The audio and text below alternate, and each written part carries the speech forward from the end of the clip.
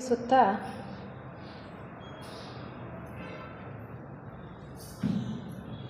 ಆತ್ಮೀಯ ಸಹೋದರ ಸಹೋದರಿಯರೇ, ಈ ದಿನ ಚಿತ್ರದುರ್ಗ ಥಿಯೋಸಾಫಿಕಲ್ ಸೊಸೈಟಿಯ ವತಿಯಿಂದ ಆಯೋಜಿಸಿರುವಂತಹ ಒಂದು ದಿನದ ಕಾರ್ಯಕ್ರಮದಲ್ಲಿ ನನಗೆ ಈ ಒಂದು ಗೋಷ್ಠಿಯ ನಿರ್ದೇಶಕರು ಒಂದು ಅವಕಾಶವನ್ನು ಕೊಟ್ಟಿದ್ದಾರೆ. ಅವರಿಗೂ ಮತ್ತು ಚಿತ್ರದುರ್ಗ ಥಿಯೋಸಾಫಿಕಲ್ ಸೊಸೈಟಿಯ ಅಧ್ಯಕ್ಷರಿಗೂ ಎಲ್ಲ ಪದಾಧಿಕಾರಿಗಳಿಗೂ ಕೂಡ ನನ್ನ ಅನಂತ ಧನ್ಯವಾದಗಳನ್ನು ತಿಳಿಸೋದಕ್ಕೆ ಇಷ್ಟಪಡ್ತೇನೆ.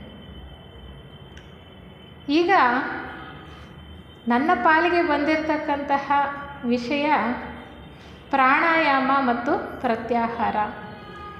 ಈ ವಿಚಾರಗಳನ್ನು ಪ್ರಸ್ತಾಪ ಮಾಡೋದಕ್ಕೆ ಮುಂಚೆ ಒಂದೆರಡು ವಿಚಾರಗಳನ್ನು ನಾವು ಮನಸ್ಸಿನಲ್ಲಿ ತಿಳ್ಕೊಳ್ಳೋ ಪ್ರಯತ್ನ ಮಾಡೋಣಂತೆ. ಪ್ರಸ್ತುತ ಮನುಷ್ಯನ ಪ್ರಜ್ಞೆ ಹೇಗಿದೆ? ಮನುಷ್ಯನ ಪ್ರಜ್ಞೆ ಬಹಿರ್ಮುಖವಾಗಿದೆ ಅಲ್ವಾ? ಪ್ರಾಪಂಚಿಕ ವಸ್ತು, ವಿಷಯ, ವ್ಯಕ್ತಿಗಳ ಕಡೆನೇ ನಮ್ಮ ಪ್ರಜ್ಞೆ ಹರಿತಾ ಇದೆ. ಇಲ್ಲೇ ನಮ್ಮ ಪ್ರಜ್ಞೆ ಹೆಚ್ಚಾಗಿ ಆಕರ್ಷಣೆಗೆ ಒಳಗಾಗಿ ಸಿಲುಕಿಕೊಂಡಿದೆ ಅಂತ ನಾವು ತಿಳ್ಕೊಬೋದು. ನಮ್ಮನ್ನು ನಾವು ಗಮನಿಸಿ ನೋಡಿಕೊಂಡ್ರೆ ಅಲ್ವಾ? ಇದರಿಂದ ಮನುಷ್ಯನಿಗೆ ದುಃಖ ಹೆಚ್ಚೇ ಆಗಿದೆ, ಹೌದಲ್ವಾ? ಏಕೆಂದರೆ ಹೊರಗಿನ ವಸ್ತು, ವಿಷಯ, ವ್ಯಕ್ತಿಗಳ ಜೊತೆ ವ್ಯಾಮೋಹವನ್ನು ಹೆಚ್ಚು ಮಾಡಿಕೊಂಡಿದ್ದೇವೆ. ನಾವು ಅತಿಯಾಗಿ ದುಃಖಿತರಾಗಿದ್ದೇವೆ. ಈ ದೇಹನೇ ನಾನು ಅನ್ನುವಂತಹ ಭಾವದಲ್ಲಿ ನಾವು ಜೀವನವನ್ನು ಮಾಡ್ತಾಯಿದ್ದೀವಿ. ಪ್ರತಿಯೊಂದು ಕೆಲಸವನ್ನು ನೋಡಿ, ನಮ್ಮ ದೇಹದ ಸೌಕರ್ಯಕ್ಕಾಗಿ, ನಮ್ಮ ಸುಖ ನೆಮ್ಮದಿಗಾಗಿಯೇ ನಾವು ಮಾಡ್ತಾ ಇರ್ತಕ್ಕಂಥದ್ದು ಅಲ್ವಾ? ಆದರೆ ಇದರಿಂದ ನಮಗೆ ದುಃಖ ಮಾತ್ರ ತಪ್ಪಿಲ್ಲ. ಹಾಗಾದರೆ ನಾವು ಏನು ಮಾಡಬೇಕಾಗಿದೆ? ಮನುಷ್ಯನ ಪ್ರಜ್ಞೆ ಅಂತರ್ಮುಖವಾಗಬೇಕಾಗಿದೆ. ಯಾಕೆ ಅಂದರೆ ನಮ್ಮ ಸ್ವಸ್ವರೂಪವನ್ನು ನಾವು ತಿಳ್ಕೊಳ್ಬೇಕಾಗಿದೆ. ದೇಹ ಅಂತ ನಾವು ಅಂದ್ಕೊಂಡಿದ್ದೀವಲ್ಲ, ನಿಜವಾಗ್ಲೂ ಈ ದೇಹ ನಾನಲ್ಲ. ಬೆಳಗ್ಗೆ ಸೂಕ್ತಿ ಚಿಂತನೆಯಲ್ಲಿ ಕೂಡ ನಾವು ತಿಳ್ಕೊಳ್ತಾ ಬಂದ್ವಿ. ಈ ಸ್ಥೂಲ ದೇಹ ಒಂದೇ ಅಲ್ಲ, ಮನಸ್ಸು ಕೂಡ ನಾನಲ್ಲ. ಇವೆಲ್ಲವೂ ಕೂಡ ನಮಗೆ ಪರಮಾತ್ಮ ಒದಗಿಸಿಕೊಟ್ಟಿರ್ತಕ್ಕಂತಹ ಉಪಕರಣಗಳು ಅಥವಾ ಉಪಾಧಿಗಳು. ಪರಮಾತ್ಮನ ಒಂದು ಅಂಶವಾಗಿ, ಒಂದು ಕಿಡಿಯಾಗಿ ಹೊರಬಂದಂತಹ ನಾವು ಬೀಜರೂಪದಲ್ಲಿ ಇರ್ತಕ್ಕಂತಹ ಚೈತನ್ಯ ಪರಿಪೂರ್ಣವಾಗಿ ವಿಕಾಸವಾಗಿ ಅರಳಿ ಮತ್ತೆ ನಾವು ಪರಮಾತ್ಮನನ್ನು ಹೋಗಿ ಸೇರಬೇಕಾಗಿದೆ. ಅಂದರೆ ನಮ್ಮ ಸ್ವಸ್ವರೂಪದ ದರ್ಶನ ನಮಗೆ ಆಗಬೇಕಾಗಿದೆ. ನಮ್ಮ ಸ್ವಸ್ವರೂಪದ ಅರಿವು ನಮಗೆ ಆಗಬೇಕಾಗಿದೆ. ಏಕೆಂದರೆ ಈ ದೇಹ ನಾನಲ್ಲ, ಮನಸ್ಸು ನಾನಲ್ಲ, ಭಾವನೆಗಳು ನಾನಲ್ಲ ಅಂದಾಗ ಹಾಗಾದರೆ ನಾನು ಯಾರು ಅನ್ನುವಂಥ ಪ್ರಶ್ನೆ ಬರುತ್ತಲ್ವ? ಅದಕ್ಕೆ ಉತ್ತರವನ್ನು ನಾವು ಬಹಿರಂಗದಲ್ಲಿ ಕಂಡುಕೊಳ್ಳೋದಕ್ಕೆ ಸಾಧ್ಯ ಇಲ್ಲ. ನಮ್ಮ ಪ್ರಜ್ಞೆ ಅಂತರ್ಮುಖವಾದಾಗ ಮಾತ್ರ ನಮ್ಮ ಸ್ವಸ್ವರೂಪದ ದರ್ಶನ ನಮಗಾಗೋದಕ್ಕೆ ಸಾಧ್ಯ ಆಗತ್ತೆ. ಈ ಒಂದು ಮಾರ್ಗವನ್ನೇ ಆಧ್ಯಾತ್ಮ ಅಂತ ಕರೀತಕ್ಕಂಥದ್ದು. ನಮ್ಮ ಸ್ವಸ್ವರೂಪದ ಅರಿವಿನ ಮಾರ್ಗ ಇದೆಯಲ್ಲ, ಅದೇ ಆಧ್ಯಾತ್ಮ, ಮತ್ತಿನ್ನೇನೂ ಅಲ್ಲ. ಈ ಆಧ್ಯಾತ್ಮ ಸಾಧನೆಗೆ ಅನಾದಿ ಕಾಲದಿಂದಲೂ ಕೂಡ ಋಷಿಗಳು, ಸಂತರು, ಮುನಿಗಳು, ದಾರ್ಶನಿಕರು, ಅನುಭಾವಿಗಳು ಅನೇಕ ಮಾರ್ಗಗಳನ್ನು ಸೂಚಿಸ್ತಾ ಬಂದಿದ್ದಾರೆ. ಏನಕ್ಕೆ? ನಮ್ಮ ಸ್ವಸ್ವರೂಪದ ಅರಿವಿಗೆ. ನಮ್ಮ ಸ್ವಸ್ವರೂಪದ ಅರಿವಾದರೆ, ನಾವು ಯಾರು ಅನ್ನೋದು ಗೊತ್ತಾದರೆ, ನಿಜವಾದ ಆ ಅರಿವು ನಮಗೆ ಬಂದಿದ್ದೇ ಆದರೆ ಪ್ರತಿಯೊಂದೂ ಕೂಡ ಬದಲಾಗ್ತಕ್ಕಂಥ ನಮ್ಮ ಜೀವನ ಶೈಲಿಯೇ ಬದಲಾಗತ್ತೆ. ನಾವು ಎಲ್ಲಿ ಹೋಗಿ ಸೇರಬೇಕೋ ಅಲ್ಲಿ ಸೇರ್ತೇವೆ. ನಮ್ಮ ಜೀವನದ ಉದ್ದೇಶ, ಅರ್ಥ ನಮಗೆ ಸರಿಯಾಗಿ ಗೋಚರವಾಗುತ್ತೆ ಅನ್ನುವಂಥದ್ದು. ಹೀಗೆ ಅನೇಕ ಮಾರ್ಗಗಳನ್ನು ಅನೇಕರು ಕೊಡ್ತಾ ಹೋಗಿದ್ದಾರೆ. ಶರಣರಿರ್ಬೋದು, ದಾಸರಿರ್ಬೋದು, ಅನುಭಾವಿಗಳಿರ್ಬೋದು, ಋಷಿಮುನಿಗಳಿರ್ಬೋದು, ಎಷ್ಟು ರೀತಿಯದ್ದು ಕೊಡ್ತಾ ಹೋಗಿದ್ದಾರೆ. ಆ ರೀತಿ ಕೊಡಲ್ಪಟ್ಟಂತಹ ಒಂದು ಮಾರ್ಗ ಪತಂಜಲಿಯವರಿಂದ ಇದು ಯೋಗ ಮಾರ್ಗ, ಅಷ್ಟಾಂಗ ಯೋಗ ಮಾರ್ಗ ಅಂತ ಈ ಮಾರ್ಗವನ್ನು ಕರೀತಕ್ಕಂಥದ್ದು. ಇದರಲ್ಲಿ ಮುಖ್ಯವಾಗಿ 8 ಅಂಗಗಳನ್ನು ನಮಗೆ ಅವರು ತಿಳಿಸ್ತಾ ಬರ್ತಾರೆ. ಈ 8 ಅಂಗಗಳ ವಿಚಾರವನ್ನು ಅವರು 2 ಭಾಗಗಳಾಗಿ ನಾವು ಅರ್ಥ ಮಾಡ್ಕೊಳ್ಬೋದು ಅನ್ನೋದನ್ನು ಹೇಳ್ತಾ ಬರ್ತಾರೆ. 8 ಅಂಗಗಳು ಯಾವುದು? ಯಮ, ನಿಯಮ, ಆಸನ, ಪ್ರಾಣಾಯಾಮ, ಪ್ರತ್ಯಾಹಾರ, ಧಾರಣ, ಧ್ಯಾನ, ಸಮಾಧಿ. ಈ ಮೊದಲಿನ 5 ಅಂಗಗಳಿದೆಯಲ್ಲ, ಯಮ, ನಿಯಮ, ಆಸನ, ಪ್ರಾಣಾಯಾಮ ಮತ್ತು ಪ್ರತ್ಯಾಹಾರ, ಈ 5 ಸೇರಿಸಿ ಬಹಿರಂಗ ಯೋಗ ಅಂತ ಕರೀತಕ್ಕಂಥ. ಈ ಬಹಿರಂಗ ಯೋಗ ನಮ್ಮ ಅಂತರಂಗದ ಸಾಧನೆಗೆ ಪೂರ್ವ ಸಿದ್ಧತೆಯ ಹಾಗೆ ಇರ್ತಕ್ಕಂಥದ್ದು. ಯಾವುದೇ ಒಂದು ಕೆಲಸ ಮಾಡಬೇಕಾದ್ರೂ ಕೂಡ ನಾವು ಪೂರ್ವ ಸಿದ್ಧತೆಯನ್ನು ಮಾಡ್ಕೊಳ್ಬೇಕಲ್ವ. ನಾವು ಯಶಸ್ವಿಯಾಗಬೇಕು ನಮ್ಮ ಕೆಲಸದಲ್ಲಿ ಅಂದರೆ ಪೂರ್ವ ಸಿದ್ಧತೆ ನಮಗೆ ಬೇಕು.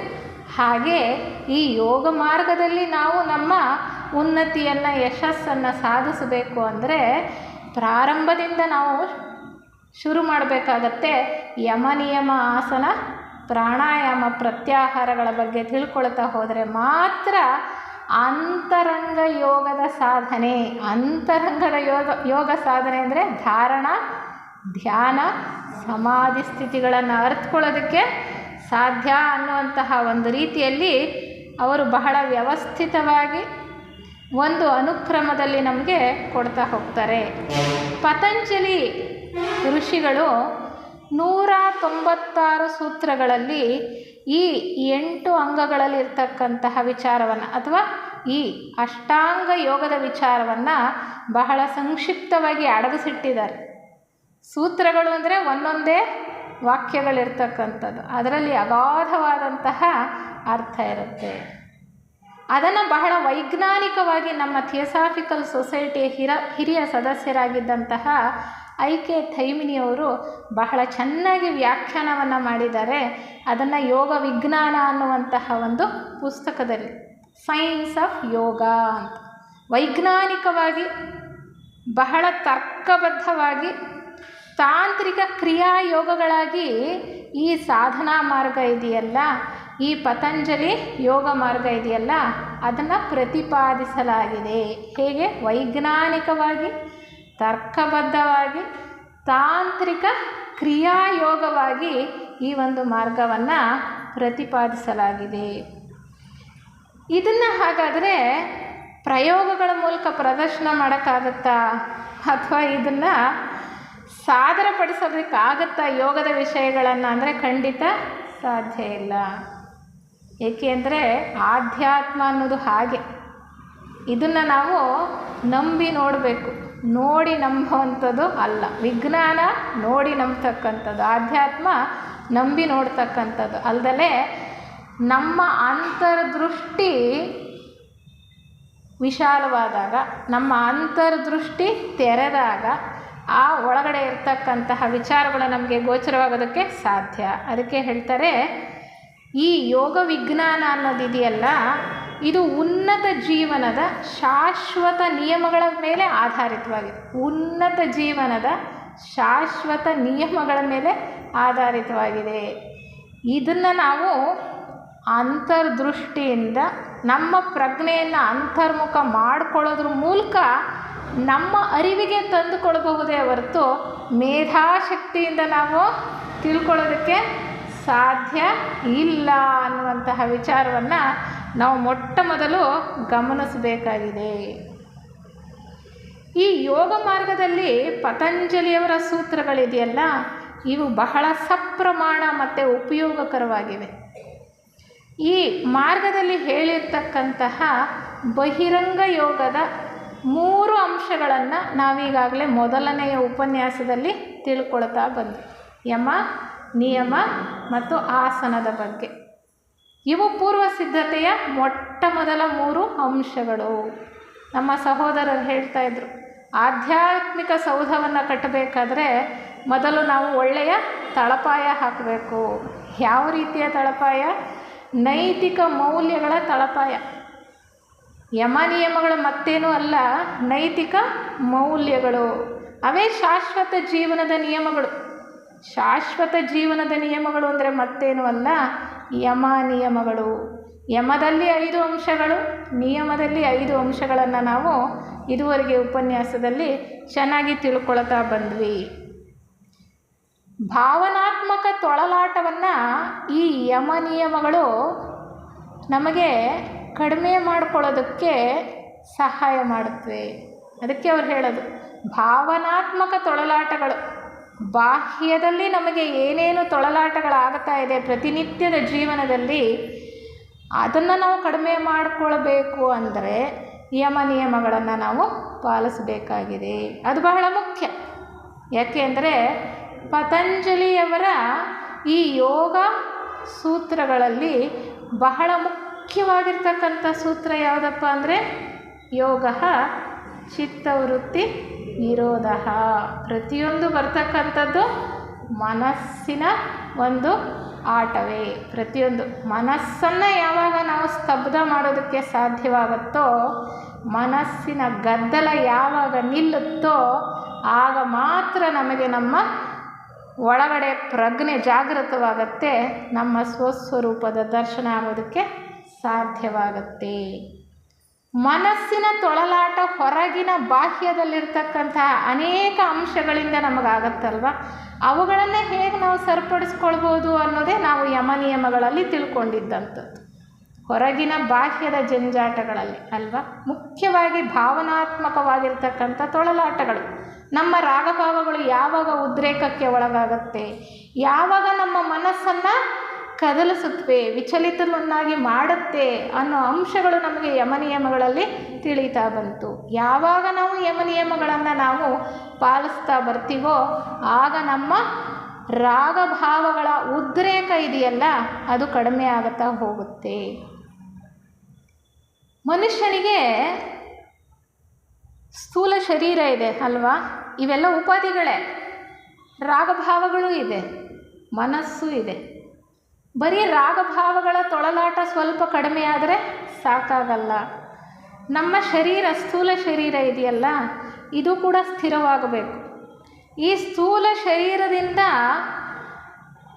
ಒದಗಬಹುದಾದಂತಹ ಚಾಂಚಲ್ಯತೆ, ಮನಸ್ಸನ್ನು ಕದಲಿಸ್ತಕ್ಕಂಥದ್ದು. ಸ್ಥೂಲ ದೇಹಕ್ಕೆ ಏನಾದರೂ ಸ್ವಲ್ಪ ನೋವಾಯಿತು ಅಂದರೆ, ಯಾವುದಾದ್ರೂ ರೋಗ ರುಜಿನ ಬಂತು ಅಂದರೆ ನಾವು ತೊಳಲಾಡ್ತೀವ ಇಲ್ವ, ನಮ್ಮ ಮನಸ್ಸು ಪರಿತಪಿಸುತ್ತಾ ಇಲ್ವ. ಅದಕ್ಕೆ ನಮ್ಮ ಸ್ಥೂಲ ದೇಹವನ್ನು ಕೂಡ ನಾವು ಸ್ಥಿರವಾಗಿ, ಆರೋಗ್ಯವಾಗಿ, ಪರಿಶುದ್ಧವಾಗಿ ಇಟ್ಕೊಳ್ತಕ್ಕಂಥದ್ದು ಬಹಳ ಮುಖ್ಯ. ಆ ದೃಷ್ಟಿಯಿಂದ ನಾವು ಸ್ವಲ್ಪ ಮಟ್ಟಿಗೆ ಪ್ರಾಣಾಯಾಮದ ವಿಚಾರವನ್ನು ತಿಳ್ಕೊಳ್ಬೇಕಾಗತ್ತೆ. ಪ್ರಾಣಾಯಾಮ ಅಂದಿದ ತಕ್ಷಣ ನಮ್ಮ ಮನಸ್ಸಿಗೆ ಬರ್ತಕ್ಕಂಥದ್ದು ಯಾವ ಅಂಶ? ಪ್ರಾಣಾಯಾಮ ಅಂದಿದ ತಕ್ಷಣ ನಮ್ಮ ಮನಸ್ಸಲ್ಲಿ ಏನು ಬರುತ್ತೆ? ಉಸಿರಾಟ ಅಲ್ವಾ. ಅಂದರೆ ಉಸಿರಾಟದ ನಿಯಂತ್ರಣ. ಉಸಿರಾಟದ ನಿಯಂತ್ರಣವೇ ಪ್ರಾಣಾಯಾಮನ ಅಂದರೆ ಅಲ್ಲ. ಕೇವಲ ಉಸಿರಾಟದ ನಿಯಂತ್ರಣ ಮಾತ್ರವೇ ಪ್ರಾಣಾಯಾಮ ಅಲ್ಲ. ಏಕೆಂದರೆ ಅದಕ್ಕೆ ಬಹಳ ಅಗಾಧವಾದಂತಹ ಅರ್ಥ ಇದೆ, ಅದಕ್ಕೆ ಬಹಳ ಅಗಾಧವಾದಂತಹ ಶಕ್ತಿ ಇದೆ. ಉಸಿರಾಟ ಅಂತಕ್ಕಂಥದ್ದು ಒಂದು ಕ್ರಿಯೆ ಅಲ್ವಾ. ಉಸಿರಾಟ ಅನ್ನೋದು ಒಂದು ಕ್ರಿಯೆ. ಅದಕ್ಕೆ ಚಾಲನಾ ಶಕ್ತಿಯನ್ನು ಕೊಡ್ತಾ ಇರ್ತಕ್ಕಂಥದ್ದು ಯಾವುದು? ಅದು ಪ್ರಾಣಶಕ್ತಿ. ಅಂದರೆ ಅದೊಂದು ಸತ್ವಶಕ್ತಿ. ಅದಕ್ಕೆ ಪ್ರಾಣಾಯಾಮ ಅಂದರೆ ಬರೀ ಉಸಿರಾಟ ಅಂತ ತಿಳ್ಕೊಳ್ಬಾರ್ದು. ಅದು ಒಂದು ಸಂಯುಕ್ತ ಪದ. ಪ್ರಾಣ ಮತ್ತು ಆಯಾಮ ಅಂದರೆ ಪ್ರಾಣಶಕ್ತಿಯ ನಿಯಂತ್ರಣ. ನಮ್ಮ ದೇಹದಲ್ಲಿ ಹರಿತಾ ಇರ್ತಕ್ಕಂತಹ ಪ್ರಾಣಶಕ್ತಿಯ ನಿಯಂತ್ರಣವನ್ನು ಪ್ರಾಣಾಯಾಮ ಅಂತ ಕರೆಯುವಂಥದ್ದು, ಬರೀ ಉಸಿರಾಟದ ನಿಯಂತ್ರಣವಲ್ಲ. ಹೇಗಪ್ಪ ಅಂದರೆ, ಈಗ ಫ್ಯಾನ್ ಇದೆ, ಅದು ಚಲಿಸಬೇಕು ಅಂದರೆ ನಾವು ಇಲ್ಲಿ ವಿದ್ಯುತ್ ಶಕ್ತಿಯನ್ನು ಆ ಒಂದು ವೈರ್ ಮೂಲಕ ಹರಿಸ್ಬೇಕು, ಸ್ವಿಚ್ ಹಾಕಬೇಕು, ಆವಾಗ ಫ್ಯಾನು ಚಲಿಸುತ್ತೆ. ಅಂದರೆ ಅದಕ್ಕೆ ಶಕ್ತಿ ಎಲ್ಲಿಂದ ಬಂತು? ಫ್ಯಾನು ಚಲಿಸೋದಕ್ಕೆ ಶಕ್ತಿ ಎಲ್ಲಿಂದ ಬಂತು? ವಿದ್ಯುತ್ತಿನಿಂದ ಬಂತು, ವಿದ್ಯುತ್ ಶಕ್ತಿ. ಹಾಗೆ ಪ್ರಾಣಶಕ್ತಿ ಉಸಿರಾಟದ ಕ್ರಿಯೆಯನ್ನು ನಡೆಯೋದಕ್ಕೆ ಒಂದು ಅನುವು ಮಾಡಿಕೊಡ್ತಾ ಇರ್ತಕ್ಕಂಥದ್ದು. ಪ್ರಾಣಶಕ್ತಿಯ ಕೆಲಸ ಬರೀ ಉಸಿರಾಟವಷ್ಟೇ ಅಲ್ಲ, ನಮ್ಮ ದೇಹದ ಎಲ್ಲ ಕೆಲಸ ಕಾರ್ಯಗಳು ಕೂಡ ವ್ಯವಸ್ಥಿತವಾಗಿ ಚೆನ್ನಾಗಿ ನಡೀತಾ ಇರ್ತಕ್ಕಂಥದ್ದೇ. ನಡೆಯೋದಕ್ಕೋಸ್ಕರ ಬೇಕಾಗಿರ್ತಕ್ಕಂತಹ ಮೂಲಭೂತವಾದಂತಹ ಸತ್ವಶಕ್ತಿ ಅದು ಪ್ರಾಣ. ಅಂದರೆ ಈ ಸ್ಥೂಲ ದೇಹದ ಎಲ್ಲ ಕೆಲಸ ಕಾರ್ಯಗಳು ನಡಿಬೇಕು ಅಂದರೆ ನಮಗೆ ಪ್ರಾಣಶಕ್ತಿ ಬೇಕೇ ಬೇಕು. ಈ ಪ್ರಾಣಶಕ್ತಿ ನಮ್ಮಲ್ಲಿ ಹರಿತಾ ಇಲ್ಲ ಅಂದರೆ ದೇಹ ಏನಾಗುತ್ತೆ? ದೇಹ ಬಿದ್ದು ಹೋಗುತ್ತೆ, ಅಂದರೆ ಶವವಾಗುತ್ತೆ, ನಿಶ್ಚಲವಾಗುತ್ತೆ ಅಲ್ವಾ. ಆ ಪ್ರಾಣಶಕ್ತಿ, ಅದಕ್ಕೆ ನಾವು ಈಗ ಹೇಳ್ತಾ ಇದ್ರು ಪಂಚಪ್ರಾಣಗಳು ಅಂತ. ಈ ಪ್ರಾಣಶಕ್ತಿಯ ಹರಿದಾಟ ಇದೆಯಲ್ಲ, ಆ ವಾಯುವನ್ನು ನಾವು 5 ರೀತಿ ವಿಭಜನೆ ಮಾಡ್ತಕ್ಕಂಥದ್ದು. ಈ ಉಸಿರಾಟದ ಕ್ರಿಯೆ ಅಂದರೆ ಎದೆ ಮತ್ತು ಈ ತಲೆಯ ಭಾಗದಲ್ಲಿ ಹರಿದಾಡ್ತಾ ಇರತಕ್ಕಂತಹ ಪ್ರಾಣಶಕ್ತಿಯನ್ನು ನಾವು ಪ್ರಾಣ ಅಂತ ಕರಿತೇವೆ. ಮತ್ತು ಪ್ರಾಣ ಅಪಾನ ವಾಯು ಅಂತಂದರೆ ಈ ಪ್ರಾಣಶಕ್ತಿ ನಮ್ಮ ದೇಹದಲ್ಲಿ ಇರತಕ್ಕಂತಹ ಅಥವಾ ಉತ್ಪತ್ತಿಯಾಗುವಂತಹ ಎಲ್ಲ ಕಶ್ಮಲಗಳನ್ನು ಹೊರಗಡೆ ಹಾಕೋದಕ್ಕೆ ಸಹಾಯ ಮಾಡ್ತಕ್ಕಂತಹ ಅಂಗಗಳಿಗೆ ಚೈತನ್ಯವನ್ನು ಕೊಡ್ತಕ್ಕಂಥದ್ದೇ ಅಪಾನವಾಯು. ವ್ಯಾನ ಅಂದರೆ ರಕ್ತ ಪರಿಚಲನೆ ಚೆನ್ನಾಗಿ ಆಗೋದಕ್ಕೆ ಅಲ್ಲಿ ಕೆಲಸ ಮಾಡ್ತಾ ಇರ್ತಕ್ಕಂತಹ ಪ್ರಾಣಶಕ್ತಿ ವಾಯು, ವ್ಯಾನ ಅಂತ ನಾವು ಕರಿತೇವೆ. ಉದಾನ ಅಂತಂದರೆ ಈ ಗಂಟಲಿನ ಭಾಗದಲ್ಲಿ ನಮಗೆ ಕೊಡ್ತಕ್ಕಂತಹ ಶಕ್ತಿ. ಗಂಟಲಿನ ಭಾಗದಲ್ಲಿ ಇರ್ತಕ್ಕಂತಹ ಅಂಗಗಳು ಸ್ಥೂಲ ದೇಹದಲ್ಲಿ ಚೆನ್ನಾಗಿ ಕೆಲಸ ಮಾಡಬೇಕು ಅಂದರೆ ಅಲ್ಲಿ ಹರಿತಕ್ಕಂತಹ ಪ್ರಾಣಶಕ್ತಿ, ಅದನ್ನು ನಾವು ಉದಾನ ಅಂತ ಹೇಳ್ತೇವೆ. ಸಮಾನ ಅಂದರೆ ಜೀರ್ಣಾಂಗಗಳಿದೆಯಲ್ಲ ನಮ್ಮಲ್ಲಿ, ಜೀರ್ಣಾಂಗಗಳು ಚೆನ್ನಾಗಿ ಕೆಲಸ ಮಾಡೋದಕ್ಕೆ ಅವುಗಳಿಗೆ ಶಕ್ತಿಯನ್ನು ಕೊಡ್ತಾ ಇರತಕ್ಕಂಥದ್ದು ಇದೆಯಲ್ಲ ಪ್ರಾಣಶಕ್ತಿ, ಅದನ್ನೇ ನಾವು ಸಮಾನ ಅಂತ ಹೇಳ್ತೇವೆ. ಹೀಗೆ 5 ರೀತಿಯ ಪ್ರಾಣವಾಯುಗಳಿದೆ ಅಂತ ಹೇಳ್ತಕ್ಕಂಥದ್ದು. ಇಲ್ಲಿ ನಾನು ಏನು ಹೇಳೋದಕ್ಕೆ ಇಷ್ಟಪಡ್ತಿದ್ದೀನಿ ಅಂದರೆ, ಪ್ರಾಣಾಯಾಮ ಅಂದಿದ ತಕ್ಷಣ ಬರೀ ಉಸಿರಾಟದ ನಿಯಂತ್ರಣವಲ್ಲ, ಅದು ಒಂದು ಬರೀ ವ್ಯಾಯಾಮ ಅಷ್ಟೇ ಅಲ್ಲ, ಅದು ಬಹಳ ಪ್ರಾರಂಭಿಕ ಹಂತದಲ್ಲಿ ನಾವು ಅಭ್ಯಾಸ ಮಾಡ್ತಕ್ಕಂತಹ ಒಂದು ಕ್ರಿಯೆ. ನಮ್ಮ ಈ ಪ್ರಾಣಕ್ಕೆ ಯಾಕೆ ಇಷ್ಟೊಂದು ಪ್ರಾಮುಖ್ಯತೆ ಇದೆ? ಯಾಕೆ ಈ ಪ್ರಾಣಕ್ಕೆ ಅಂದರೆ, ನಾನಾಗಲೇ ಹೇಳಿದೆ, ಪ್ರಾಣಶಕ್ತಿ ಇಲ್ಲ ಅಂದರೆ ನಮ್ಮ ದೇಹ ಕೆಲಸ ಮಾಡೋದಕ್ಕೆ ಸಾಧ್ಯ ಇಲ್ಲ.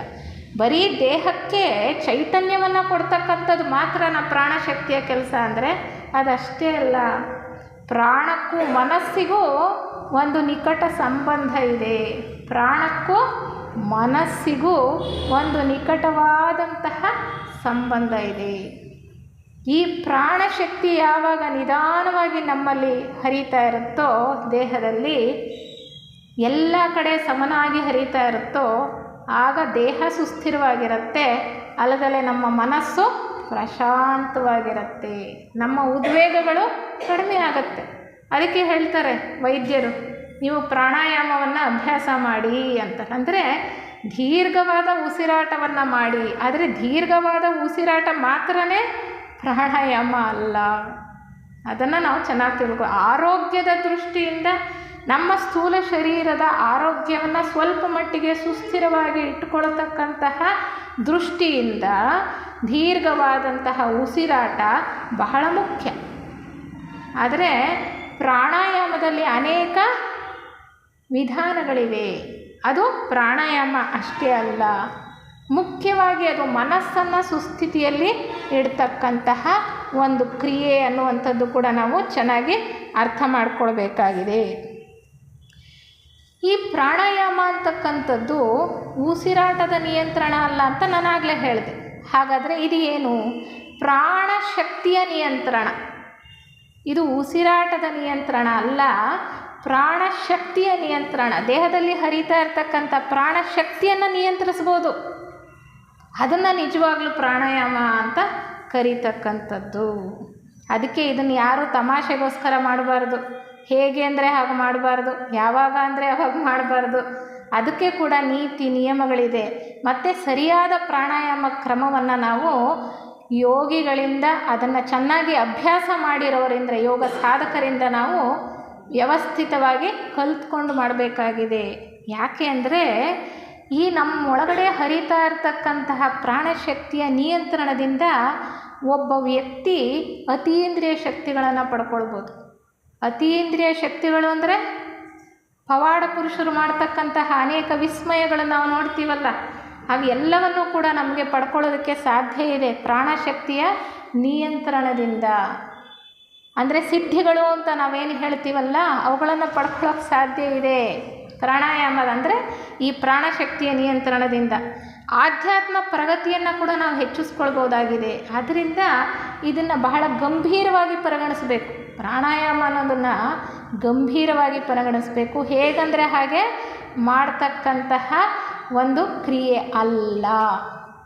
ಆದರೆ ನಾವು ಮಾಡ್ತಕ್ಕಂತಹ ಸಾಮಾನ್ಯ ಜನರು ಮಾಡ್ತಕ್ಕಂತಹ ದೇಹದ ಆರೋಗ್ಯದ ದೃಷ್ಟಿಯಿಂದ, ಜೊತೆಗೆ ಮನಸ್ಸನ್ನು ಸ್ವಲ್ಪ ಪ್ರಶಾಂತವಾಗಿ ಉದ್ವೇಗಗಳಿಲ್ಲದಲೇ ಇರುವ ಹಾಗೆ ನಮಗೆ ಅನುಕೂಲ ಮಾಡಿಕೊಡ್ತಕ್ಕಂತಹ ಉಸಿರಾಟದ ಕ್ರಿಯೆಗಳನ್ನು ನಾವೇನು ಕಲ್ತ್ಕೊಳ್ತೀವಲ್ಲ ಸಾಮಾನ್ಯವಾಗಿ, ಈ ಯೋಗಾಭ್ಯಾಸ ಅಂದರೆ ಆಸನಗಳು, ಈ ದೇಹದಕ್ಕೆ ಆಸನಗಳು ಕಲ್ತ್ಕೊಳ್ಳೋವಾಗ ಹಾಗೆ ಪ್ರಾಣಾಯಾಮ ಕಲ್ತ್ಕೊಳ್ತೀವಲ್ಲ, ಅದನ್ನು ನಾವು ಸುಲಭ ಪ್ರಾಣಾಯಾಮ ಅಂತ ಕರಿತೀವಿ. ನಾವು ಚೆನ್ನಾಗಿ ತಿಳ್ಕೊಬೇಕು, ಅದು ಸುಲಭ ಪ್ರಾಣಾಯಾಮ.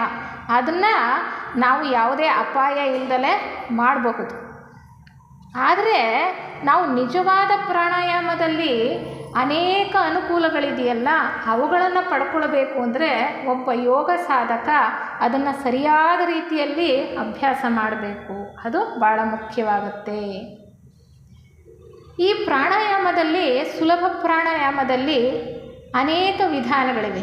ತುಂಬ ಜನ ಅಭ್ಯಾಸ ಮಾಡ್ತಿರ್ಬೋದು, ಎಷ್ಟೋ ಜನರಿಗೆ ಗೊತ್ತಿರ್ಬೋದು ಅಲ್ವಾ. ಕಪಾಲಭಾತಿ ಅಂತ ಹೇಳ್ತಾರೆ ಅಲ್ವಾ, ಮತ್ತು ನಾಡಿ ಶುದ್ಧಿ ಪ್ರಾಣಾಯಾಮ ಅಂತ ಹೇಳ್ತಕ್ಕಂಥದ್ದು, ಭ್ರಾಮರಿ ಪ್ರಾಣಾಯಾಮ ಅಂತ ಹೇಳ್ತಕ್ಕಂಥದ್ದು, ಅನುಲೋಮ ವಿಲೋಮ ಅಂತ ಹೇಳುವಂಥದ್ದು. ಈ ಎಲ್ಲ ಪ್ರಾಣಾಯಾಮಗಳು ಕೂಡ ನಮ್ಮ ಉಸಿರಾಟದ ಕ್ರಿಯೆಯನ್ನು ನಿಧಾನವಾಗಿ ಮತ್ತು ದೀರ್ಘವಾಗಿ ನಡೆಸೋದಕ್ಕೆ ಅನುಕೂಲ ಮಾಡಿಕೊಡ್ತಕ್ಕಂಥದ್ದು. ಜೊತೆಗೆ ನೋಡಿ, ಈಗ ನಾವು ಭ್ರಾಮರಿ ಮಾಡಿದಾಗ ನಮ್ಮ ಆ ಒಂದು ಏನಿದೆ ಉಚ್ಚಾರ ಇದೆ, ಓಂಕಾರದ ಉಚ್ಚಾರ ನಮ್ಮ ಮೆದುಳಿನಲ್ಲಿರ್ತಕ್ಕಂಥ ಎಲ್ಲ ನರಗಳನ್ನು ಕೂಡ ಶಾಂತಗೊಳಿಸ್ತಕ್ಕಂಥದ್ದು. ಅದಕ್ಕೆ ಹೇಳ್ತಾರೆ, ನಮ್ಮ ಮನಸ್ಸನ್ನು ಶಾಂತಗೊಳಿಸ್ಲಿಕ್ಕೆ ಈ ಎಲ್ಲ ಪ್ರಾರಂಭಿಕ ಸುಲಭ ಪ್ರಾಣಾಯಾಮದ ಅನೇಕ ವಿಧಾನಗಳು ನಮಗೆ ಅನುಕೂಲಕರವಾಗಿವೆ ಅಥವಾ ಅವು ನಮಗೆ ಸಹಾಯ ಮಾಡುತ್ತವೆ ಅಂತ. ದೀರ್ಘ ಉಸಿರಾಟ ಮಾತ್ರನೇ ಪ್ರಾಣಾಯಾಮ ಅಥವಾ ಅದು ಪ್ರಾಣಾಯಾಮ ಅಲ್ಲವೇ ಅಲ್ಲ ಅಂತ ನಾವು ಅಂದ್ಕೊಂಡ್ವಿ. ಈಗ ನಾಡಿ ಶುದ್ಧಿ ಪ್ರಾಣಾಯಾಮ ಭಾಳ ಮುಖ್ಯ. ನಾಡಿ ಶುದ್ಧಿ ಪ್ರಾಣಾಯಾಮದಲ್ಲಿ ನಾವೇನು ಮಾಡ್ತೀವಿ, ಎಡಹೊಳ್ಳೆಯಿಂದ ಮೊದಲು ಉಸಿರನ್ನು ತಗೊಳ್ತೇವೆ, ನಂತರ ಎಡಹೊಳ್ಳೆಯನ್ನು ಮುಚ್ಚಿ ಬಲಹೊಳ್ಳೆಯಿಂದ ಉಸಿರನ್ನು ಬಿಡ್ತೇವೆ, ಮತ್ತೆ ಬಲಹೊಳ್ಳೆಯಿಂದ ಉಸಿರನ್ನು ತಗೊಂಡು ಎಡಹೊಳ್ಳೆಯಿಂದ ಉಸಿರನ್ನು ಬಿಡ್ತೇವೆ. ಅಂದರೆ ಪರ್ಯಾಯವಾಗಿ ಎರಡೂ ಹೊಳ್ಳೆಗಳ ಮೂಲಕ ಉಸಿರಾಟ ಕ್ರಿಯೆಯನ್ನು ಮಾಡ್ತಕ್ಕಂಥದ್ದು. ಒಂದಾದ ನಂತರ ಒಂದು ಹೊಳ್ಳೆಯ ಮೂಲಕ ಉಸಿರನ್ನು ತಗೊಳ್ತಕ್ಕಂಥದ್ದು ಮತ್ತು ಬಿಡುವಂಥದ್ದು. ಇದರಿಂದ ಏನು ಪ್ರಯೋಜನ ಇದೆ? ಈ ಉಸಿರಾಟ ಅಂತಕ್ಕಂಥದ್ದು ನಡೀತಾ ಇದೆಯಲ್ಲ, ಈ ಪ್ರಾಣಶಕ್ತಿ ಹರಿತಾ ಇದೆಯಲ್ಲ, ಆ ಹರಿಯುವಾಗ ಅದನ್ನು ನಾವು ಒಂದು ನೀರಿನ ಪ್ರವಾಹಕ್ಕೆ ಹೋಲಿಸ್ಬೋದು. ಒಂದು ಕೊಳವೆಯಲ್ಲಿ ನೀರನ್ನು ಹಾಯಿಸಿದ್ರೆ ಒಂದೇ ಒಂದು ದಿಕ್ಕಿನಲ್ಲಿ ಹಾಯಿಸುವಾಗ ಅದು ಸಲೀಸಾಗಿ ಸುಮ್ಮನೆ ಹೋಗ್ತಾ ಇರುತ್ತೆ. ಹಾಗೆ ಹರಿಯುವಾಗ ತಳದಲ್ಲಿ ಏನಾಗುತ್ತೆ, ಕಶ್ಮಲಗಳೆಲ್ಲ ಶೇಖರಣೆ ಆಗ್ತಾ ಬರುತ್ತೆ. ಈಗ ಒಂದು ಸಾರಿ ಒಂದು ದಿಕ್ಕಿನಿಂದ ಮತ್ತೊಂದು ಸಾರಿ ಇನ್ನೊಂದು ದಿಕ್ಕಿನಿಂದ ಸ್ವಲ್ಪ ಒತ್ತಡದ ಮೇಲೆ ನಾವು ಹಾಯಿಸಿದ್ದೇ ಆದರೆ ಕೆಳಗಡೆ ಕೂತ್ಕೊಂಡಿರೋ ಕಶ್ಮಲಗಳೆಲ್ಲ ಮೇಲೆ ಹೇಳುತ್ತೆ, ಅದು ಹೊರಗೆ ಹೋಗುತ್ತೆ. ಅಂದರೆ ದೇಹ ಶುದ್ಧಿಯಾಗತ್ತೆ. ಆ ಒಂದು ದೃಷ್ಟಿಯಿಂದ ನಾವು ಮಾಡಬೇಕಾಗಿರ್ತಕ್ಕಂಥದ್ದು. ಏಕೆಂದರೆ ಪರ್ಯಾಯವಾಗಿ ಉಸಿರಾಡೋದು ಅಲ್ವಾ. ಒಂದು ಹೊಳ್ಳೆಯಿಂದ ತಗೊಂಡು ಮತ್ತೊಂದು ಹೊಳ್ಳೆಯಲ್ಲಿ ಬಿಡೋದು, ಮತ್ತೆ ಮತ್ತೊಂದು ಹೊಳ್ಳೆಯಿಂದ ತಗೊಂಡು ಮೊದಲಿನ ಹೊಳ್ಳೆಯ ಮೂಲಕ ಬಿಡ್ತಕ್ಕಂಥದ್ದು. ಹೀಗೆ ಮಾಡುವಾಗ ಅಂದರೆ ಸ್ವಲ್ಪ ಒತ್ತಡದಲ್ಲಿ ಬಿಡ್ತೇವೆ. ಈಗ ಒಂದು ಪೈಪಲ್ಲಿ ನೀರು ಹಾಯಿಸುವಾಗ ಸ್ವಲ್ಪ ಹೊತ್ತು ಮುಚ್ಚಿಟ್ಕೊಳ್ಳಿ, ನಂತರ ಬಿಡಿ, ಆವಾಗ ಫೋರ್ಸು ಜಾಸ್ತಿ ಆಗುತ್ತೆ, ಆ ಪೈಪಲ್ಲಿರೋ ಗಲೀಜೆಲ್ಲನೂ ಹೊರಗಡೆ ಬರುತ್ತೆ. ಅದೇ ರೀತಿ ಇದು ಒಂದು ಪ್ರಾಣಾಯಾಮದ ಕ್ರಿಯೆ. ಇನ್ನೊಂದು ಮುಖ್ಯವಾದ ವಿಚಾರ ನಾವಿಲ್ಲಿ ಏನು ತಿಳ್ಕೊಳ್ಬೇಕು ಅಂದರೆ, ಈ ಪ್ರಾಣಶಕ್ತಿ ಅನ್ನೋದು ಎಲ್ಲಿಂದ ಬರ್ತಾ ಇದೆ? ಪ್ರಾಣಶಕ್ತಿ ಅನ್ನೋದು ಈ ಸ್ಥೂಲ ದೇಹದಲ್ಲಿದೆಯಾ? ಇಲ್ಲ. ಅದು ಈ ಪ್ರಾಣಕ್ಕೆ ಉಪಾಧಿ ಪ್ರಾಣಮಯ ಕೋಶ.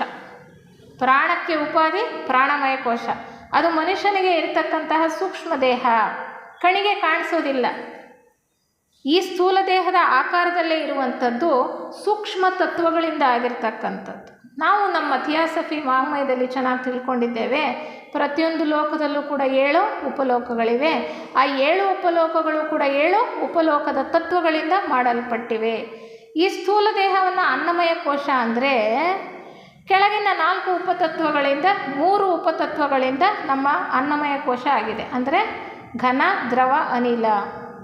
ಅದಕ್ಕೆ ಇಂತಲೂ ಸೂಕ್ಷ್ಮವಾಗಿರ್ತಕ್ಕಂಥದ್ದು ಅತಿವಾಯು ತತ್ವ, ಸೂಕ್ಷ್ಮಾತಿವಾಯು, ಅಣು, ಪರಮಾಣು.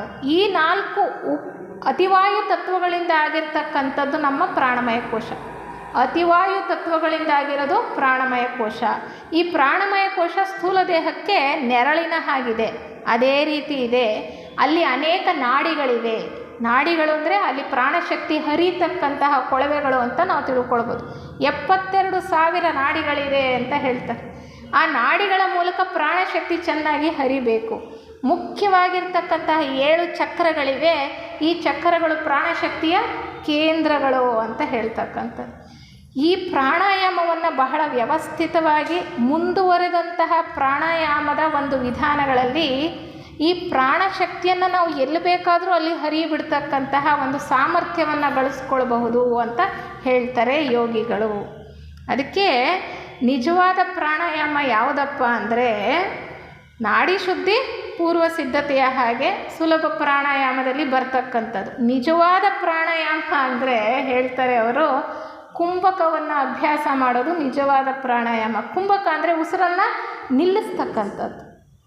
ಉಸಿರನ್ನು ತಗೊಂಡ ಮೇಲೆ ಸ್ವಲ್ಪ ಹೊತ್ತು ನಿಲ್ಲಿಸ್ಬೋದು, ಉಸಿರನ್ನು ಬಿಟ್ಟ ಮೇಲೆ ಸ್ವಲ್ಪ ಹೊತ್ತು ನಿಲ್ಲಿಸ್ಬೋದು. ಈ 2 ಕ್ರಿಯೆಗಳ ಮಧ್ಯದಲ್ಲಿ ಉಸಿರನ್ನು ನಿಲ್ಲಿಸ್ಬೋದು. ಅದನ್ನು ನಿಜವಾದ ಪ್ರಾಣಾಯಾಮ ಅಂತ ಕರೀತಕ್ಕಂಥದ್ದು. ಈ ಉಸಿರನ್ನು ಬಿಟ್ಟ ಮೇಲೆ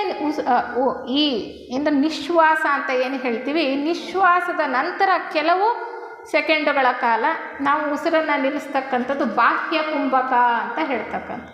ಉಸಿರನ್ನು ತಗೊಂಡ ಮೇಲೆ ಅಂದರೆ ಪೂರಕ ಅಂದರೆ ಉಚ್ಛ್ವಾಸ. ಅದನ್ನು ತಗೊಂಡ ನಂತರ ಸ್ವಲ್ಪ ಕಾಲ ನಾವು ನಿಲ್ಲಿಸ್ತಕ್ಕಂಥದ್ದನ್ನು ಏನಂತಾರೆ, ಅಂತರ್ಕುಂಭಕ ಅಂತ ಹೇಳ್ತಾರೆ. ಸ್ತಂಭ ವೃತ್ತಿ ಅಂತ ಹೇಳ್ತಾರೆ. ಸ್ತಂಭ ವೃತ್ತಿ ಅಂದರೆ ಯಾವಾಗ ಅಂದರೆ ಆವಾಗ, ಯಾವ ಕ್ಷಣದಲ್ಲಾದರೂ ಸರಿ ನಮ್ಮ ಉಸಿರನ್ನು ನಿಲ್ಲಿಸ್ತಕ್ಕಂಥ ಶಕ್ತಿ ಅದು ಎಲ್ರಿಗೂ ಬರ್ತಕ್ಕಂಥದ್ದಲ್ಲ. ವ್ಯವಸ್ಥಿತವಾಗಿ ಸರಿಯಾದ ರೀತಿಯಲ್ಲಿ ನಾವು ಕಲಿಬೇಕಾಗಿರೋದು, ಯೋಗಪಟುಗಳಿಂದ ಸಾಧಕರಿಂದ ಕಲಿಬೇಕಾಗಿರೋದು. ಈಗ ನಾವು ಪ್ರಾಣಶಕ್ತಿಯನ್ನು ಯಾವಾಗ ಬೇಕೋ ಆವಾಗ ನಮ್ಮ ದೇಹದಲ್ಲಿ ನಾವು ನಿಲ್ಲಿಸೋದಕ್ಕೆ ಸಾಮರ್ಥ್ಯನ ಪಡ್ಕೊಂಡ್ರೆ ಅದಾದ ನಂತರ ನಮಗೆ ಎಲ್ಲಿ ಬೇಕೋ ಆ ಪ್ರಾಣಶಕ್ತಿಯನ್ನು ಹರಿಬಿಡ್ಬೋದಂತ. ನಿಲ್ಲಿಸ್ತಕ್ಕಂಥ ಶಕ್ತಿ ನಂತರ ಎಲ್ಲಿ ಬೇಕೋ ಅಲ್ಲಿ ನಮ್ಮ ದೇಹದಲ್ಲಿ ಪ್ರಾಣಶಕ್ತಿಯನ್ನು ಹರಿಬಿಡ್ತಕ್ಕಂಥದ್ದು. ಹೀಗೆ ಮಾಡೋದರಿಂದ ನಮ್ಮಲ್ಲಿರೋ ಚಕ್ರಗಳನ್ನು ಚುರುಕುಗೊಳಿಸ್ಬೋದು, ಉದ್ದೀಪನಗೊಳಿಸ್ಬೋದು ಅಂತ ಹೇಳ್ತಾರೆ. ಅದನ್ನೇ ಕುಂಡಲಿನಿ ಶಕ್ತಿಯನ್ನು ನಾವು ಜಾಗೃತಗೊಳಿಸ್ತಕ್ಕಂಥದ್ದು ಅಂತ ಹೇಳೋದು. ಆದರೆ ಇದನ್ನು ಸುಮ್ಮನೆ ಮಾಡಬಾರ್ದು. ಸಾಧಾರಣರೆಲ್ಲ ಸುಮ್ಮನೆ ಮಾಡಬಾರ್ದು. ಲೌಕಿಕದಲ್ಲಿ ಅತಿಯಾಗಿ ತೊಡಗಿಸ್ಕೊಂಡಿರ್ತಕ್ಕಂಥವ್ರು ಮಾಡಿದರೆ ಇದರಿಂದ ಬಹಳ ಅಪಾಯ ಇದೆ ಅಂತ ಹೇಳ್ತಕ್ಕಂಥದ್ದು.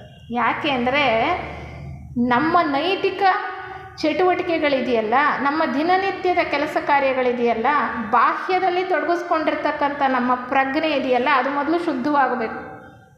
ಅಂದರೆ ನಮ್ಮಲ್ಲಿ ಈ ವ್ಯಾಮೋಹಗಳಿಂದ ಸ್ವಲ್ಪ ನಾವು ಹಿಮ್ಮೆಟ್ಟಿರಬೇಕು. ಲೌಕಿಕದ ವ್ಯಾಮೋಹಗಳಿಂದ ಹಿಮ್ಮೆಟ್ಟಿದ್ದರೆ, ನಮ್ಮ ಪ್ರಜ್ಞೆಯನ್ನು ಹಿಂತೆಕೊಂಡಿದ್ದರೆ ಆಗ ಈ ಪ್ರಾಣಶಕ್ತಿಯನ್ನು ಸರಿಯಾಗಿ ನಮ್ಮಲ್ಲಿ ಹರಿಸುವ ಮೂಲಕ ಪ್ರಯೋಜನವನ್ನು ಪಡ್ಕೊಳ್ಬೋದು ಯೋಗ ಮಾರ್ಗದಲ್ಲಿ ಮುಂದುವರೆದು ಹೋಗೋದಕ್ಕೆ ಅನ್ನುವಂತಹ ವಿಚಾರವಾಗಿ ನಮಗೆ ಇಲ್ಲಿ ಹೇಳ್ತಾ ಬರ್ತಾರೆ. ಅಂದರೆ ಸುಲಭ ಪ್ರಾಣಾಯಾಮವನ್ನು ಸಾಧಾರಣ ಜನರು ಸ್ವಲ್ಪ ಮಟ್ಟಿಗಿನ ಅಭ್ಯಾಸದಿಂದ ಸರಿಯಾದ ತಿಳುವಳಿಕೆಯಿಂದ ಮಾಡಬಹುದಾಗಿದೆ.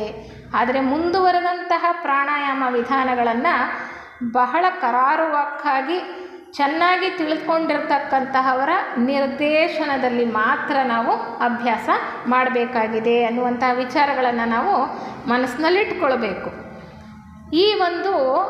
ಈ ಪ್ರಾಣಾಯಾಮದಲ್ಲಿ ಅನೇಕ ರೀತಿ ಕುಂಭಕ ಹೇಳದ್ನಲ್ಲ, ಬಾಹ್ಯ ಕುಂಭಕ, ಅಂತರ್ಕುಂಭಕ ಮತ್ತು ಸ್ತಂಭ ವೃತ್ತಿ ಎಲ್ಲವೂ ಇರ್ತಕ್ಕಂಥದ್ದು.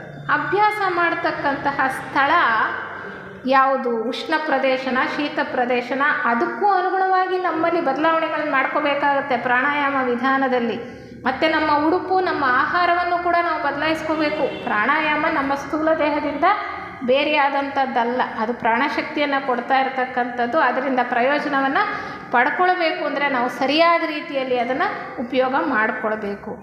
ಎಲ್ಲಕ್ಕಿಂತ ಹೆಚ್ಚಾಗಿ ಪ್ರಾಣಾಯಾಮದಿಂದ ಆಗತಕ್ಕಂತಹ ಬಹಳ ಮುಖ್ಯವಾದಂತಹ ಒಂದು ಅನುಕೂಲ ಏನಪ್ಪ ಅಂದರೆ ಮನಸ್ಸನ್ನು ಧಾರಣಕ್ಕೆ ಯೋಗ್ಯವನ್ನಾಗಿ ಮಾಡತಕ್ಕಂಥದ್ದು, ಮನಸ್ಸನ್ನು ಪ್ರಶಾಂತಗೊಳಿಸ್ತಕ್ಕಂಥದ್ದು, ನಿಧಾನಗೊಳಿಸ್ತಕ್ಕಂಥದ್ದು, ನಮ್ಮಲ್ಲಿ ಹೇಳ್ತಕ್ಕಂಥ ವೃತ್ತಿಗಳನ್ನು ಕಡಿಮೆ ಮಾಡಿಕೊಳ್ತಕ್ಕಂಥದ್ದು, ನಮ್ಮ ಮನಸ್ಸನ್ನು ಪ್ರಸನ್ನತೆಯಿಂದ ಇಟ್ಕೊಳ್ತಕ್ಕಂಥ. ನಾವು ನೋಡಿ, ಉಸಿರಾಟ ಜಾಸ್ತಿ ಆದಾಗ ನಮ್ಮಲ್ಲಿ ರಾಗಭಾವಗಳು ಉದ್ವೇಗಗೊಂಡಿರ್ತವೆ. ನಾವು ಯಾವಾಗ ರಾಗಭಾವಗಳಿಂದ ಉದ್ವೇಗಗೊಳ್ತೀವೋ ನಮ್ಮ ಉಸಿರಾಟದ ಕ್ರಿಯೆ ಕೂಡ ಜಾಸ್ತಿ ಆಗಿಬಿಟ್ಟಿರುತ್ತೆ, ಮನಸ್ಸು ಕೂಡ ಬಹಳ ವಿಚಲಿತವಾಗಿಬಿಟ್ಟಿರುತ್ತೆ. ಯಾವಾಗ ನಿಧಾನವಾಗಿ ನಾವು ಉಸಿರಾಟವನ್ನು ಮಾಡೋದಕ್ಕೆ ಸಾಧ್ಯ ಆಗುತ್ತೋ ನಮ್ಮ ಮನಸ್ಸು ಕೂಡ ಸ್ವಲ್ಪ ಮಟ್ಟಿಗೆ ಪ್ರಸನ್ನತೆಯಿಂದ ಪ್ರಶಾಂತವಾಗಿರೋದಕ್ಕೆ ಸಾಧ್ಯ. ಆ ರೀತಿ ಒಂದು ಸಮಾಧಾನ ಸ್ಥಿತಿಯಲ್ಲಿರ್ತಕ್ಕಂತಹ ಮನಸ್ಸನ್ನು ಮಾತ್ರ ಮುಂದಿನ ಹಂತವಾದ ಧಾರಣಕ್ಕೆ ನಾವು ಕೊಂಡೊಯ್ಯೋದಕ್ಕೆ ಸಾಧ್ಯ. ಅದಕ್ಕೆ ಹೇಳ್ತಾರೆ ಇದು ಪೂರ್ವ ಸಿದ್ಧತೆ. ಪ್ರಾಣಾಯಾಮ ಅಂತಕ್ಕಂಥದ್ದು ನಮ್ಮ ಅಂತರಂಗ ಯೋಗಕ್ಕೆ, ಅಂದರೆ ಮನಸ್ಸನ್ನು ಚಿತ್ತವೃತ್ತಿಗಳಿಂದ ನಿರೋಧ ಮಾಡಬೇಕಲ್ಲ, ಆ ಒಂದು ಕ್ರಿಯೆಗೆ ಇದು ಒಂದು ಪೂರ್ವ ಸಿದ್ಧತೆ ಅನ್ನುವಂತಹ ದೃಷ್ಟಿಯಲ್ಲಿ ಹೇಳಿರ್ತಕ್ಕಂಥದ್ದು. ಮತ್ತೆ ಹೇಳ್ತಾರೆ ಈ ಆತ್ಮ ಪ್ರಕಾಶ ಅಥವಾ ಬೆಳಕನ್ನು ಇದು ಹೊರಗಡೆ ಸೂಸೋದಕ್ಕೆ ಅನುಕೂಲ ಮಾಡಿಕೊಡುತ್ತೆ ಪ್ರಾಣಾಯಾಮ ಅಂತ. ಅಂದರೆ ಈ ಆತ್ಮ ಪ್ರಕಾಶವನ್ನು ಮುಚ್ಚಿರ್ತಕ್ಕಂಥ ತೆರೆ ಮಾಯವಾಗುತ್ತೆ. ತೆರೆ ಅಂದರೆ ಯಾವುದು? ನಮ್ಮ ಒಳಗಡೆ ಇರತಕ್ಕಂತಹ ಆತ್ಮಕ್ಕೆ ತೆರೆಯಾಗಿರೋದು ಯಾವುದು? ಮುಖ್ಯವಾಗಿ ಮನಸ್ಸು. ಮನಸ್ಸಿನ ತೆರೆಯನ್ನು ನಾವು ಸರಿಸಬೇಕು ಅಂದರೆ ಮನಸ್ಸನ್ನು ಮೊದಲು ನಿಶ್ಚಲವಾಗಿ ಮಾಡಬೇಕು, ನಂತರ ಅದನ್ನು ಸರಿಸೋದಕ್ಕೆ ಸಾಧ್ಯ. ಆಗ ಮಾತ್ರ ನಾವು ನಮ್ಮ ಒಳಗಡೆ ಇರತಕ್ಕಂತಹ ಆತ್ಮ ಪ್ರಕಾಶವನ್ನು ನೋಡೋದಕ್ಕೆ ಸಾಧ್ಯ. ಅಂದರೆ ನಮ್ಮ ಸ್ವಸ್ವರೂಪದ ದರ್ಶನ ಆಗೋದಕ್ಕೆ ಆಗ ಮಾತ್ರ ಸಾಧ್ಯ ಅನ್ನುವಂಥದ್ದು. ಈಗ ನೀರಲ್ಲಿ ಒಂದು ಕಲ್ಲು ಹಾಕಿದ್ರೆ ಎಷ್ಟು ಅಲೆಗಳು ಏಳುತ್ತೆ ಒಂದು ಕೊಳದಲ್ಲಿ ಅಲ್ವಾ? ಕೊಳದ ತಳದಲ್ಲಿ ಏನೋ ಒಂದಿತ್ತು, ಒಂದು ಕಪ್ಪೆ ಚಿಪ್ಪೋ ಒಂದು ಇನ್ನೊಂದು ಏನೋ ಇತ್ತು, ಕಲ್ಲಿತ್ತು ಅಂದರೆ ನಮ್ಗದು ಸರಿಯಾಗಿ ಕಾಣಿಸುತ್ತಾ? ಕಾಣಿಸೋದಿಲ್ಲ. ಹಾಗೆ ಮನಸ್ಸನ್ನು ಕಲಕಿದ್ರೆ ನಮ್ಮ ಮನಸ್ಸಿನ ಹಿಂದೆ ಇರತಕ್ಕಂಥ ನಮ್ಮ ಸ್ವಸ್ವರೂಪದ ದರ್ಶನ ನಮಗೆ ಆಗೋದಕ್ಕೆ ಸಾಧ್ಯ ಇಲ್ಲ. ಅದಕ್ಕೆ ಮನಸ್ಸನ್ನು ನಿಶ್ಚಲವಾಗಿ ಮಾಡ್ಕೊಳ್ಳೋದಕ್ಕೆ ಇದು ಪ್ರಾಣಾಯಾಮ ಅಂತಕ್ಕಂಥದ್ದು ಬಹಳ ಮುಖ್ಯವಾಗಿರ್ತಕ್ಕಂಥ ಒಂದು ಸಾಧನ, ಬಹಿರಂಗ ಸಾಧನ. ಯಾಕೆಂದರೆ ನಾವು ಉಸಿರಾಟದ ಮೂಲಕ, ಆ ಉಸಿರಾಟದ ನಿಯಂತ್ರಣದಿಂದ ನಾವು ನಮ್ಮ ಪ್ರಾಣಶಕ್ತಿಯ ಹರಿದಾಟವನ್ನು ಕೂಡ ನಿಯಂತ್ರಣ ಮಾಡ್ತಕ್ಕಂಥ ಪ್ರಯತ್ನವನ್ನು ಮಾಡ್ತಾ ಇದ್ದೇವೆ. ಮತ್ತು ಈ ಧ್ಯಾನದಲ್ಲಿ ನಾವು ಯಾವುದಾದ್ರೂ ಒಂದು ವಸ್ತುವನ್ನು ಇಟ್ಕೊಳ್ತೇವೆ ಅಥವಾ ಒಂದು ಚಿತ್ರಣವನ್ನು ಕಲ್ಪಿಸ್ಕೊಳ್ತೇವೆ. ಓಂಕಾರದ ಚಿತ್ರಣ ಇರ್ಬೋದು, ಒಂದು ದೇವರ ಚಿತ್ರ ಇರ್ಬೋದು, ಅಥವಾ ಒಂದು ಶಕ್ತಿಯ ಚಿತ್ರ ಇರ್ಬೋದು. ಈ ಎಲ್ಲ ಚಿತ್ರಣಗಳು ನಮ್ಮ ಮನಸ್ಸಿನಲ್ಲಿ ನಿಶ್ಚಲವಾಗಿ ನಿಲ್ಲಬೇಕು ಧ್ಯಾನ ಮಾಡುವಾಗ ಅಲ್ವಾ? ನಿಶ್ಚಲವಾಗಿ ನಿಲ್ಲದಲೇ ಅವು ಹರಿದು ಹೋಗ್ತಾ ಇರ್ತವೆ.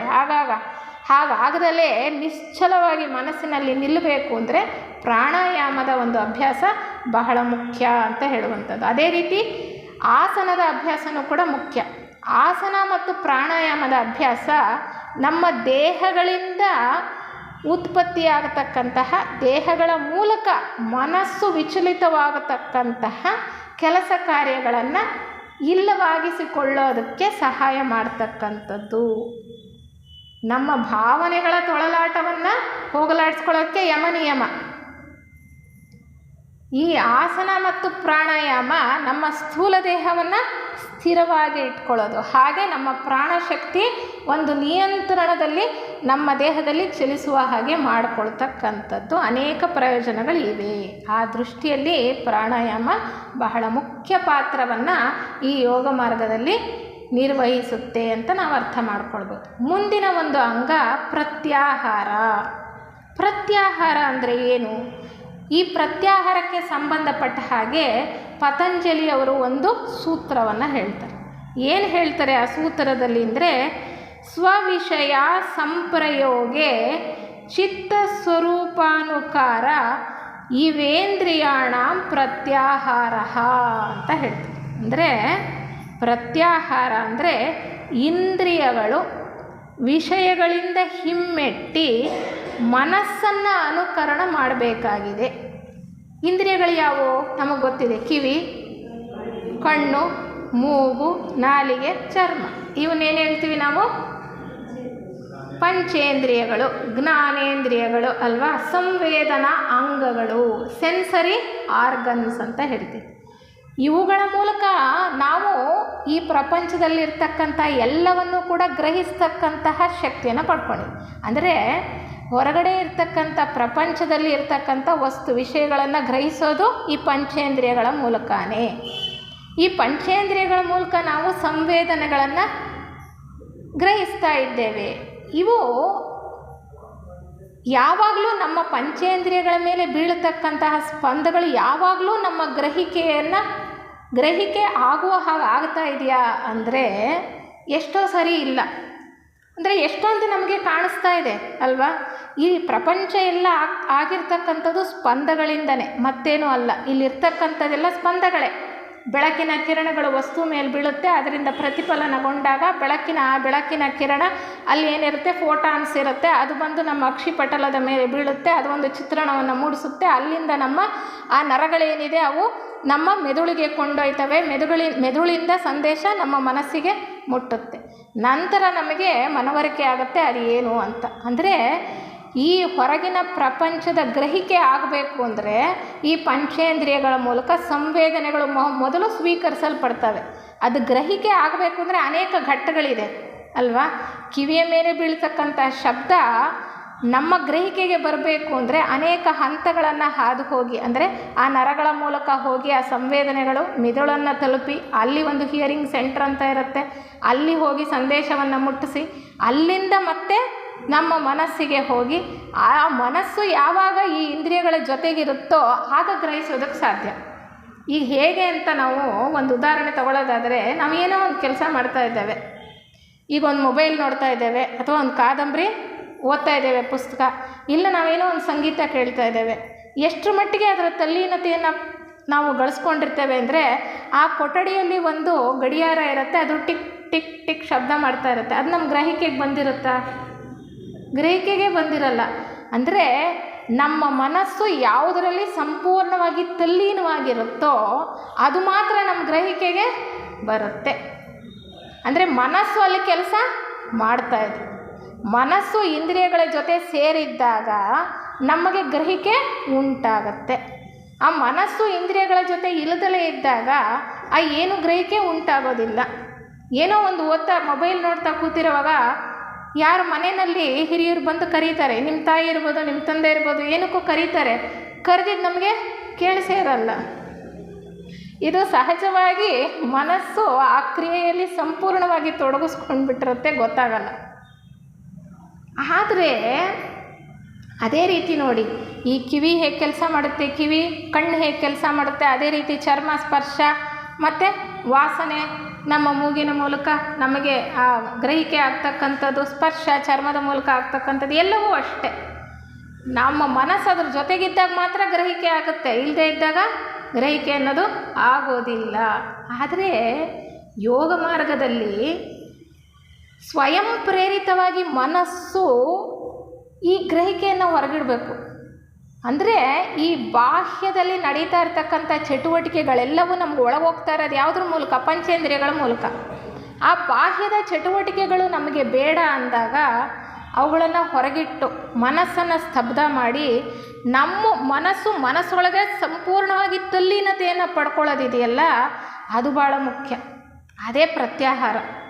ಅಂದರೆ ಈ ಮನಸ್ಸಿಗೂ ಹೊರಗಿನ ಪ್ರಪಂಚಕ್ಕೂ ಸಂಬಂಧವನ್ನು ಕಲ್ಪಿಸ್ತಾ ಇರ್ತಕ್ಕಂಥದ್ದು ಕೊಂಡಿಯ ಅಲ್ಲಿ ಕೆಲಸ ಮಾಡ್ತಾ ಇರ್ತಕ್ಕಂಥದ್ದು ಯಾವುದು? ಇಂದ್ರಿಯಗಳು ಮತ್ತು ಮನಸ್ಸಿಗೂ ಮಧ್ಯೆ ಒಂದು ತೆರೆ ಎಳೆದುಬಿಟ್ರೆ, ಒಂದು ಬಾಗಿಲನ್ನು ಹಾಕಿಬಿಟ್ರೆ ಆವಾಗ ಗ್ರಹಿಕೆ ಅನ್ನೋದು ಆಗೋದಿಲ್ಲ. ಆ ಕ್ರಿಯೆಯನ್ನು ಮಾಡೋದಕ್ಕೆ ನಮಗೆ ಸಾಮರ್ಥ್ಯವನ್ನು ಗಳಿಸ್ಕೊಳ್ಬೇಕು. ಯಾಕೆ ಅಂದರೆ ಈ ಎಲ್ಲವೂ ಕೂಡ ಪ್ರಚೋದನೆಗಳು.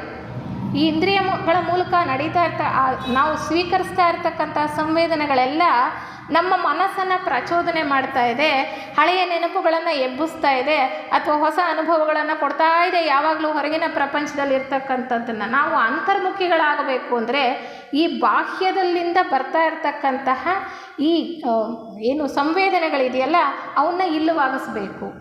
ನಾವು ಧ್ಯಾನಕ್ಕೆ ಕೂತಾಗ ಏನಾಗುತ್ತೆ, ಕಣ್ಣು ಮುಚ್ಕೊಂಡು ಕೂತ್ಕೊಳ್ತೀವಿ, ಯಾಕೆಂದರೆ ಏನೂ ಕಾಣಿಸ್ಬಾರ್ದು, ನಮ್ಮ ಮನಸ್ಸು ಸ್ತಬ್ಧವಾಗಬೇಕು ಅಂತ. ಆದರೂ ಏನೋ ಒಂದು ಸಣ್ಣ ಶಬ್ದ ಅಲ್ಲಿ ಆಗ್ತಾಯಿದ್ರೂ ನಮಗೆ ಕೇಳಿಸ್ತಾ ಇರುತ್ತೆ ಅಲ್ವಾ. ಅದನ್ನು ನಾವು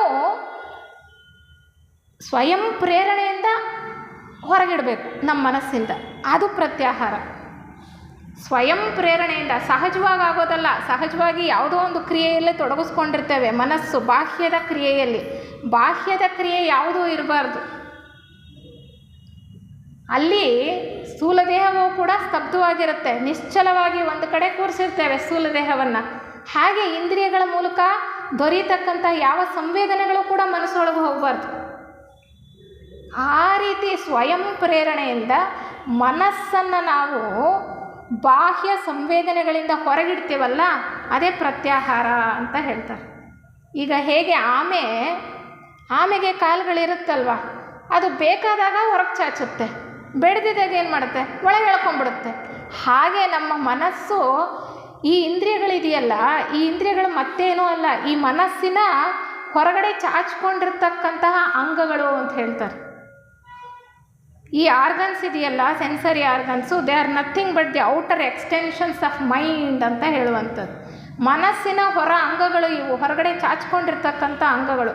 ಬೇಕಾದಾಗ ಇವುಗಳನ್ನು ಒಳಗೆ ಎಳ್ಕೋಬೇಕು. ಯಾವ ಸಂವೇದನೆಗಳು ಹೊರಗಡೆಯಿಂದ ಒಳಗಡೆ ಬಂದು ಮನಸ್ಸನ್ನು ವಿಚಲಿತಗೊಳಿಸಬಾರ್ದು. ಆದರೆ ನಮಗೆ ಕೆಲಸ ಕಾರ್ಯಗಳಿದ್ದಾಗ ಬೇಕಾದಾಗ ಹೊರಮುಖ ಮಾಡಬೇಕು. ಆ ಸಾಮರ್ಥ್ಯ ನಮಗಿದೆಯಾ? ಖಂಡಿತ ಇಲ್ಲ, ಭಾಳ ಕಷ್ಟ ಅದು. ನಮಗೆ ಬೇಕಾದಾಗ ಮನಸ್ಸನ್ನು ಹೊರಮುಖ ಮಾಡಿ ಹೊರಗಿನ ಕ್ರಿಯೆಗಳಲ್ಲಿ ತೊಡಗಿಸ್ಕೊಳ್ಳೋದು. ನಾವು ಮೌನವಾಗಬೇಕು ಅಂದಾಗ ಎಲ್ಲವನ್ನು ಒಳಗಡೆ ಎಳ್ಕೊಳ್ತಕ್ಕಂಥದ್ದು, ಈ ಇಂದ್ರಿಯಗಳನ್ನು ಒಳಮುಖ ಮಾಡ್ಕೊಳ್ತಕ್ಕಂಥದ್ದು. ಬಾಹ್ಯದಲ್ಲಿ ಆಹಾರ ಸಿಗ್ತಾ ಇದೆ, ಏನು ವಸ್ತು ವಿಷಯ ಎಲ್ಲವೂ ಪ್ರಪಂಚದಲ್ಲಿ ನಡೀತಾ ಇರ್ತಕ್ಕಂಥದ್ದು, ಅದು ಆಹಾರ. ಅದಕ್ಕೆ ಪ್ರತ್ಯಾಹಾರ ಅಂದರೆ ಆ ಆಹಾರ ಇಲ್ಲದಲೇ ಮನಸ್ಸು ತನ್ನೊಳಗಡೆ ತಾನಿದ್ದು ಇಂದ್ರಿಯಗಳು ಮನಸ್ಸನ್ನು ಅನುಸರಿಸುವ ಹಾಗೆ ಮಾಡ್ತಕ್ಕಂಥದ್ದು. ಇಂದ್ರಿಯಗಳೇನು ಮಾಡ್ತಾ ಇವೆ, ಹೊರಗಡೆ ಇರ್ತಕ್ಕಂಥ ಜಗತ್ತಿನಲ್ಲಿ ಇರ್ತಕ್ಕಂಥ ಎಲ್ಲವನ್ನೂ ಕೂಡ ಗ್ರಹಿಸಿ ನಮ್ಮ ಮನಸ್ಸಿಗೆ ತುಂಬುತ್ತಾ ಅದನ್ನು ವಿಚಲಿತ ಮಾಡ್ತಾ ಇದೆ. ಅವುಗಳಿಂದ ನಾವು ಹಿಂಸರಿಬೇಕು. ಈ ಇಂದ್ರಿಯಗಳಿದೆಯಲ್ಲ, ಅವು ಬಾಹ್ಯ ಪ್ರಪಂಚದ ಸಂವೇದನೆಗಳಿಂದ ಹಿಮ್ಮೆಟ್ಟಬೇಕು. ಹಿಮ್ಮೆಟ್ಟೇನಾಗಬೇಕು, ಮನಸ್ಸನ್ನು ಅನುಸರಿಸ್ಕೊಂಡು ಹೋಗಬೇಕು. ಹಾಗಂದ್ರೂ ಪ್ರತ್ಯಾಹಾರನೇ. ಅಥವಾ ಮನಸ್ಸು ಹೊರಮುಖವಾಗಿದೆಯಲ್ಲ, ಆ ಹೊರಮುಖವಾಗಿರ್ತಕ್ಕಂತಹ ಅಂಗಗಳಿಂದ ಸಂವೇದನೆಗಳನ್ನು ಪಡ್ಕೊಳ್ತಾ ಇದೆಯಲ್ಲ, ಅದನ್ನು ಒಳಗಡೆ ಎಳ್ಕೊಂಡ್ಬಿಡೋದು. ಮನಸ್ಸು ತನ್ನೊಳಗಡೆ ತಾನಿರ್ತಕ್ಕಂಥದ್ದು, ಅದು ನಿಜವಾದ ಪ್ರತ್ಯಾಹಾರ ಅಂತ ಹೇಳುವಂಥದ್ದು. ಅದಕ್ಕೆ ಭಾಳ ಚೆನ್ನಾಗಿ ಡಿ ವಿ ಗುಂಡಪ್ಪನವರು ಒಂದು ಕಗ್ಗದಲ್ಲಿ ಹೇಳ್ತಾರೆ, ದಾಸರೋ ನಾವೆಲ್ಲ ಶುನಕನಂದದಿ ಜಗದಿ, ವಾಸನೆಗಳೆಳೆತಕ್ಕೆ ದಿಕ್ಕಿನಲ್ಲಿ ಪಾಶಗಳು ಹೊರಗಿಹವು, ಕೊಂಡಿಗಳು ಒಳಗಿಹವು, ವಾಸನಾಕ್ಷಯ ಮೋಕ್ಷ ಮಂಕುತಿಮ್ಮ ಅಂತ. ದಾಸರು ನಾವೆಲ್ಲ ಏನಕ್ಕೆ? ಇಂದ್ರಿಯಗಳಿಗೆ. ಇಂದ್ರಿಯಗಳು ಎಲ್ಲಿ ಓಡ್ತಾ ಇವೆ? ಬಾಹ್ಯ ಜಗತ್ತಿನ ಹಿಂದೆ ಓಡ್ತಾ ಇವೆ, ವಸ್ತು ವಿಷಯಗಳ ಕಡೆಗೆ.